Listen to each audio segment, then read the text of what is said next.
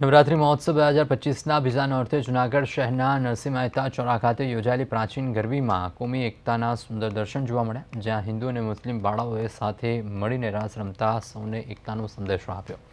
જય ચામુંડા ટ્રસ્ટ સંચાલિત આ ગરબી છેલ્લા 70 વર્ષથી અવિરત ચાલતી આવે છે, જેમાં બંને સમુદાયના લોકો સહભાગી થાય છે અને ટ્રસ્ટમાં ટ્રસ્ટી તરીકે પણ કાર્ય કરે છે। નરસિંહ મહેતાના ચોરા પાસે યોજાતી આ ગરબી સમગ્ર સૌરાષ્ટ્ર પંથકમાં જાણીતી છે, જ્યાં બાળાઓ પરંપરાગત રાસ અને નૃત્યો દ્વારા લોકોનું મન મોહી લે છે।